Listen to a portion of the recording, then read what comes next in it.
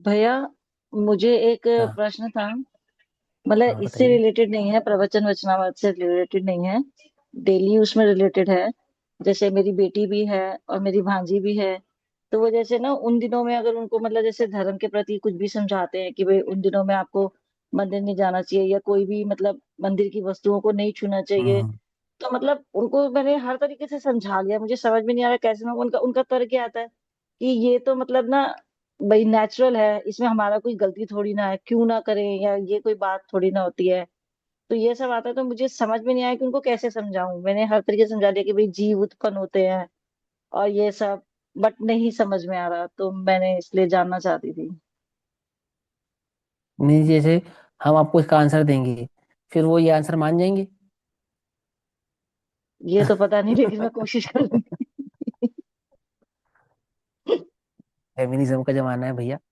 कुछ सुध बुध ना ही रही है, मिथ्यामती छाई गई है ना, क्या कहें उसमें जवाब। देखो क्या है, वो सिर्फ इस तरह के लिए निषेध हो ऐसा नहीं है, पहले तो ये समझो। है ना, अशुद्धि पुरुष की भी होगी तो उसको भी निषेध है। ठीक, खाली स्त्री की बात नहीं है वहां पे। कोई पुरुष है, उसको किसी प्रकार का कोई घाव हो गया, उस घाव से उसके खून रिसता हो, मवाद पड़ता हो, तो उसे भी जिन मंदिर आदि आने का निषेध किया जाता है। क्यों किया जाता है, क्या कारण है उसका। देखो सबसे पहली बात तो, जिन्होंने निषेध किया वह तो इस बात को भली प्रकार से जानते ही है कि धर्म मंदिर में नहीं है। धर्म तो आत्मा में है। आत्मा के आश्रय से होता है, वस्तु के आश्रय से नहीं होता है, स्थान के आश्रय से नहीं होता है, आत्मा के आश्रय से होता है। तथापि जो स्थान आदि की रचना की जाती है, वो मलेच्छ जीवों के परिणामों को निमित्त देने के लिए, सहारा देने के लिए की जाती है ना। क्योंकि मलेच्छ को मलेच्छ भाषा में ही समझाया जा सकता है, उसको समझाने की कोई दूसरी भाषा नहीं है। लोक में जिस प्रकार निमित्त पाकर कषायों की तीव्रता होती है, उसी प्रकार निमित्त पाकर कषायों की मंदता भी होती है। समझे। जैसे खोटे संयोगों में रहने पर परिणामों में खोटापन आने का कारण बना रहता है, ऐसे ही अच्छे संयोगों में रहने पर या अच्छे संगति करने पर, सत्संगति करने पर उपयोग में परिणामों में मंदता आने का कारण भी बना रहता है। वो एक अलग बात है कि खोटी संगति में भी कोई साधु हो सकता है और अच्छी संगति में भी कोई पापी हो सकता है, वो एक अलग बात है। लेकिन लोक में संयोग की ऐसी ही व्यवस्था है। एक बात हो गई। अब दूसरी बात, मंदिर में ये सूतक कहलाता है, इसको सूतक कहते हैं। पातक या सूतक ऐसा कहलाते हैं। पातक कहते शायद, है ना, पातक कहलाता है। सूतक पातक दोनों ही दृष्टि से इसको स्वीकार किया गया है। अब सूतक पातक का मतलब क्या होता है। तो सूतक पातक का सीधा सीधा मतलब होता है दैहिक या व्यवहारिक अशुद्धि। क्या कहते हैं इसको, दैहिक व्यवहारिक अशुद्धि। अब कोई कहे भैया आगम में तो कहीं नहीं आया। अरे भगवती आराधना में आया है, सागर धर्मामृत में आया है, अनगार धर्मामृत में आया है, कई ग्रंथों में आया है। क्यों आया है, ये लौकिक व्यवस्थाओं के लिए होता है, लोक की शुद्धि आदि के लिए होता है। ठीक, जिसको आप हाइजीन अनहाइजीन आदि के नाम से भी जानते पहचानते हो। हमारे अब मुझे बुखार हो जाए तो उसी हिसाब से मेरा मानसिक भाव कमजोर हो जाता है, नहीं हो जाता है। हो जाता है, सीधी सी बात है। कुछ लोगों के पेट में दर्द होने लगता है, कुछ कन्याओं को, लड़कियों को बहुत अधिक पेट में तकलीफ होती है, कुछ का स्वभाव चिड़चिड़ा हो जाता है, कुछ को सहज ही रहता है, कुछ भी नहीं होता है। अब नियम किसको देख के बनाए, एक को देख के बनाए, दो को देख के बनाए, सबको देख के बनाए। सबको देख के बनाना पड़ेगा। एक को देख के तो नियम नहीं बनाया जाएगा कि भैया इसके लिए अलग नियम, तेरे लिए अलग नियम, उसके लिए अलग नियम। जो नियम बनेगा वो तो सभी के लिए समान बनेगा। तो ये नियम बनाया जिन मंदिर में कि शुद्धि का स्थान है। जैसे अपवित्र चीजों को देखकर जग में हमारे मन में अपवित्र भाव, यानी कि मन खोटा होने लगता है।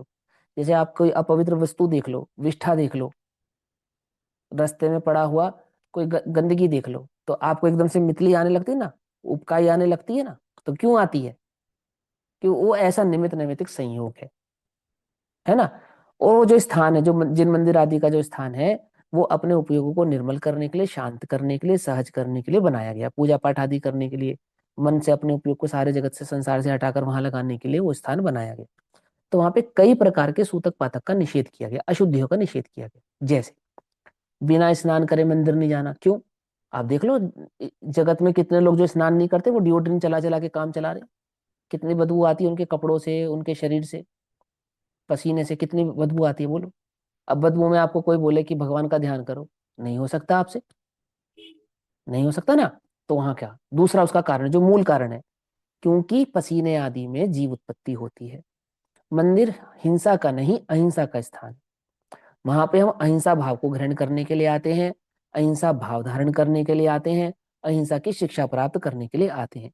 तो जो भी हिंसा हम बुद्धि पूर्वक त्याग सके, जो भी, जो भी माने जो भी, सारी तो नहीं त्याग सकते, तो सच्ची बात है, हमें भी पता है हम सब नहीं त्याग सकते, लेकिन जितनी हम त्याग सकते हैं उतनी हिंसा का त्याग तो हमें अवश्य ही वहां पर करना चाहिए। शिक्षा का मंदिर है स्कूल, विद्यालय। वहां का पहला नियम क्या है? नहा धोकर वेल मेंटेन ड्रेस में आओ। यही नियम है ना। ऐसे मंदिर का भी नियम है क्या? कि आप साफ सुथरे ही मंदिर में प्रवेश करें। बाहरी शुद्धि भी उतनी ही आवश्यक है जितनी आंतरिक शुद्धि है। आंतरिक शुद्धि को प्रकट करने के बाद बाहरी शुद्धि का कोई नियम रहता नहीं है। मुनिराज अस्नान के धारी हैं, उनके ऊपर स्नान का नियम ही नहीं लागू होता, दंत धावन का नियम ही लागू नहीं होता। समझ में बात? क्यों? क्योंकि उन्होंने आंतरिक शुद्धि को प्राप्त कर लिया है। लेकिन जिन जीवों ने आंतरिक शुद्धि को प्राप्त नहीं किया है, उन जीवों को बाहरी शुद्धि का उपचार से उपदेश दिया जाता है। पुरुष भी गंदा हो, मलिन कपड़े धारण करता हो, जिसमें से बदबू आती हो, बदबू प्रतीक है फर्मेंटेशन का। और फर्मेंटेशन होने पर जीवोत्पत्ति हुए बिना रहती नहीं है। और वो जीवोत्पत्ति कैसी है कि निरंतर उसमें जन्म मरण चलता रहता है। इस अपेक्षा से वहां पर उसका निषेध किया जाता है। इसी प्रकार से शरीर से जो खून निकलता है, खून की अपवित्रता क्या है? पुरुष का खून पवित्र और स्त्री का खून अपवित्र है ऐसा नहीं है। खून तो पूरा ही अपवित्र है, चाहे पुरुष का हो चाहे स्त्री का। समझे ना? मल है ना, वो तो देह का मल है, और मल है तो मल की वो अपवित्रता भी है। और उस अपवित्रता के कारण ही वहां पर उसका निषेध किया जाता है कि भाई स्त्रियों को ये क्या नाम है, पीरियड्स के टाइम पे या माहवारी के दिनों में मंदिर आदि में प्रवेश नहीं करना चाहिए। कोई कहे कि आप हमें अशुद्ध समझ रहे हैं, हम आपको अशुद्ध नहीं समझ रहे हैं। समझे ना? आत्मा सर्वथा शुद्ध ही है और देह सर्वथा अशुद्ध ही है। मल मूत्र मांस का घड़ा, ये शरीर तो किसका? मल का घड़ा है, स्त्रियों का नहीं, पुरुष का भी। समझे? ये इस धोखे में मत रहो कि वो स्त्रियों के लिए निषेध है। किसी पुरुष की किसी कारणवश कोई रोग हो जाए, कुछ हो जाए, कुष्ठ हो जाए, तो निषेध है, उसको अभिषेक नहीं कर सकता वो मंदिर में। समझे? जिन प्रतिमा को छू नहीं सकता पुरुष। करोड़ों रुपए देगा जी, करोड़ों रुपए अपने पास रख, नियम नहीं है। समझ में आती है बात? नहीं समझ आती? अभिषेक करने का नियम नहीं, नहीं छू सकता वो। आती बात समझ में? नहीं आती? वो तो नियम सभी के लिए, खाली स्त्री के लिए ऐसा नहीं है। वो उसका नियम के पीछे का सिर्फ इतना सा लॉजिक है। फिर वो बोले इससे तो पुत्र की उत्पत्ति होती है, संतान की उत्पत्ति होती है। तो संतान उत्पत्ति में भी सूतक पातक लगते हैं बहन, चिंता नहीं कर। संतान उत्पत्ति होती है तो उसका भी सूतक पातक माना जाता है। क्यों माना जाता है? अशुद्धि का घर है वो, उसमें कोई बात ही नहीं। अशुद्धि के नियमों का पालन करने के लिए, मैंने शुद्धि का नियम पालन हो, उसके लिए अशुद्धि की चीजों का निषेध किया जाता है। इसके विषय में मैंने एक विस्तार से एक जगह कहा था। दोपहर की किसी कक्षा में कोई रिकॉर्डिंग होगी, वहां पे आप सुन लेना। हाँ, सूतक पातक या अशुद्धि की जो नियम है उनका धर्म से कोई संबंध नहीं है। ये लोकाचार है, ये लोक का आचरण है। जैसे लोक के आचरण में त्रियंच का एक आचरण है, वो वस्त्र नहीं पहनता, तो फिर हम भी ना पहने। क्यों? वो तो सर्दी गर्मी में भी बाहर बैठा रहता है ना, तो तुम हीटर क्यों जलाते हो? तुम क्यों जलाते हो? बैठ जाओ चाहो उसके साथ, बाहर बैठ कर देखो, बिताओ रात नगन होकर। तब तो तुम्हारे बराबरी नजर नहीं आती जीव की।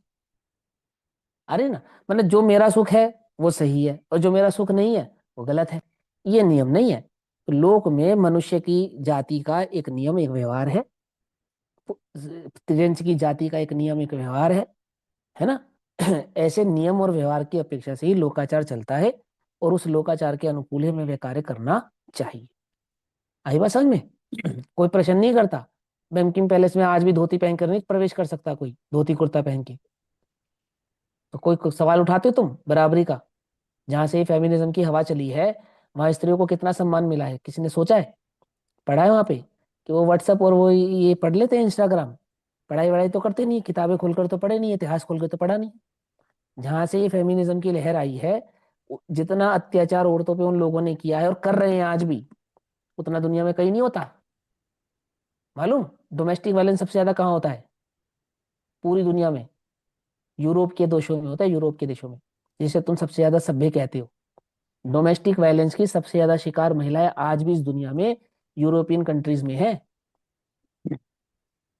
समझ में ही बात। अरेबियन कंट्री का नाम नहीं ले रहा मैं, वहां की छोड़ो, यूरोपियन कंट्री में है। आप खोल के पढ़ लो, आपको समझ में आ जाएगा। जो बराबरी की बात करते हैं, एब्सेंट फाइल का इतना बड़ा केस आ रहा है, हिंदुस्तान का केस है बाहर का केस है ये? कौन है वो लोग? कुछ पिशाच हिंदुस्तानी भी है उसमें, उसकी कोई बात ही नहीं है। जन्मदाता कौन है उसका? कौन है? जगत में भोग विलास की वस्तुओं का नवनिर्मित निर्माता इस दुनिया में कौन है? हिंदुस्तान है या विदेश है? अरे, हिंदुस्तान ने जितना अध्यात्म को आज जागृत है ना, जागृत अध्यात्म इस दुनिया में, तो हिंदुस्तान की संस्कृति और इसकी परंपरा के कारण ही है। ये बात आज समझ में आए, कल समझ में आए, परसों समझ में आए, पर सच्चाई यही है। पर उसके लिए व्हाट्सएप और इंस्टाग्राम से बाहर निकलना पड़ेगा। उसके लिए जो वास्तविक ज्ञान लाइब्रेरी में मौजूद है, किताबों में मौजूद है, इतिहास के पन्नों में मौजूद है, उसे पढ़ना पड़ेगा। विकिपीडिया पे नहीं मिलेगा वो। समझ लो, गूगल सब कुछ नहीं जानता है। गूगल सिर्फ उतना ही जानता है जितना उसे तुम्हें बतलाना है। जो गूगल तुम्हें बतलाना नहीं जान चाहता, वो गूगल जानता भी नहीं है। ये समझ लो आप ध्यान से। ऐसी हजारों चीजें हैं जो गूगल पे गलत इंफॉर्मेशन के साथ स्थापित की गई हैं। सबूत है उसके मेरे पास कि देखो ये गूगल पे गलत आ रहा है, सच्चाई ये है इसकी। हजारों, एक नहीं हजारों। चाहे फिर वो इतिहास से संबंधित हो, चाहे फिर वो धर्म से संबंधित हो, चाहे फिर वो अन्य किसी और भाव से संबंधित हो।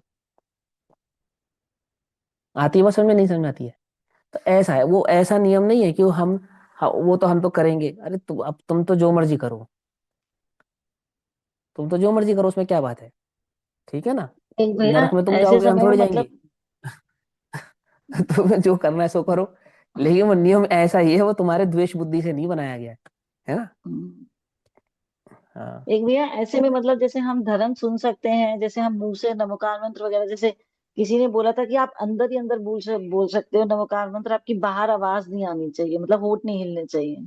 क्या ऐसा है, देखो सही है या गलत देखो, है? एक एक को पकड़ के समझाना पड़ेगा, देख तू ऐसा नहीं करना, तू ऐसा नहीं करना, तू ऐसा नहीं करना, ये तो बड़ा मुश्किल है।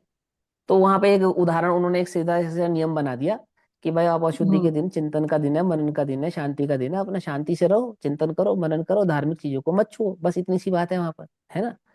उच्चारण में मन लगता है, उच्चारण करो। शांति से मन करता है, शांति से करो, लेकिन सुनो, एकांत में करो। समझे? ढोल बजा बजा के मत करो, क्योंकि धर्म ढोल बजा के करने की वस्तु ही नहीं है। समझे नहीं? वो तो चीज ही नहीं है ना। तुम तो अपने अंदर में करो जो तुम्हें करना है, सो मर्जी करो, है ना। मैं सूतक पातक का पक्षधर नहीं हूँ, लेकिन उसका जो नियम हम्म। लौकिक संरचना के लिए बनाया है, वो उसको उतने उसमें स्वीकार करो। समझे? मुनि को सूतक लगता है, नहीं लगता हम्म। है? लगता है। और तुम्हें ये पता ही नहीं है कि तुमने पढ़ा ही नहीं है। पढ़ोगे तो पता लगेगा, तभी तो मैंने कहा व्हाट्सएप से, इंस्टाग्राम से बाहर निकलोगे तो पता चलेगी। अब मैं तुम्हें प्रमाण के साथ बताता हूँ, लिखा है बकायदा, विष्ठा आदि के गड्ढे में गिर जाने पर सुती मुनि को सूतक हो जाता है। फिर क्या करता है वो? सूतक माने अशुद्धि। और उस स्थिति में वो कटिबद्ध स्नान आदि करने का वहां पर नियम है मुनि के लिए। आई बात समझ में? वो कटिबद्ध स्नान आदि करके उसकी शुद्धि हो जाती है बस। लेकिन उस स्नान के प्रायश्चित में वो एक दिन का, 2 दिन का, 3 दिन का शक्ति अनुसार उपवास धारण करता है। वो आंतरिक शुद्धि के लिए होता है। आई बात समझ में? नहीं समझ में आई? क्या कहा? तो वो जहां से वो नियम आया है, जब उसे विस्तार से पढ़ोगे तो वहां तुम्हें वो लॉजिक प्राप्त होगा। एक अंतिम लॉजिक देता हूँ, सुनो। जैसे लोग रात्रि भोजन का लॉजिक देते हैं, क्या कहते हैं कि भैया पुराने जमाने में लाइट नहीं थी। ऐसा नियम देते ना कि पुराने जमाने में लाइट नहीं थी, और अब तो लाइट है इसलिए अब तो खा सकते हैं। तो ये पुराने जमाना कितना पुराना था जब लाइट नहीं थी? कब हुआ लाइट का आविष्कार? कितने साल हो गए लाइट का आविष्कार हुए? 500 साल हो गए होंगे। कितने साल हो गए? अरे बोलो ना। 70 80 साल हुए हैं, इतने साल नहीं हुए। चलो मैम, बहुत। 83 साल बस? बस हम्म। इतने ही हुए? अच्छा, मुझे तो लगा 100 200 साल हो गए होंगे। नहीं हुए? अच्छा। आज से 1000 वर्ष पूर्व, 1200 वर्ष पहले, 1200 वर्ष पहले आचार्य अमरचंद्र देव ने पुरुषार्थ सिद्धि उपाय नामक ग्रंथ लिखा। समझे? और उसमें वो तर्क दिया कि कोई कहे कि जगत में प्रकाश नहीं था इसलिए रात्रि भोजन त्याग का निषेध किया जाता है, परंतु वर्तमान में तो प्रकाश के साधन है, इसलिए रात्रि भोजन तो कर सकते हैं। उस तर्क का वहां पर निराकरण किया। कब? आज से 1000 वर्ष पहले, जब इस जगत में लाइट नहीं थी, और लाइट का पक्ष लेकर रात्रि भोजन कर सकते हैं मानने वालों की मान्यताओं का वहां पर निराकरण किया। तो कोई कहता है वो तो ओशो ने दिया, उसने दिया। किसी ने नहीं दिया, आचार्य अमरचंद्र देव का तर्क है, वो 1000 साल पहले पुरुषार्थ सिद्धि उपाय में खोल के पढ़ लो। समझे नहीं? बात इतनी समझ में? प्रकाश से क्या लेना देना उसका? उसका धर्म से लेना देना है, उसका हिंसा अहिंसा से लेना देना है, उसका एक स्वरूप है, उसका एक भाव है। वो पूरा पढ़ोगे तो समझ में आएगा। है? समझ में आती है बात? नहीं समझ में आती?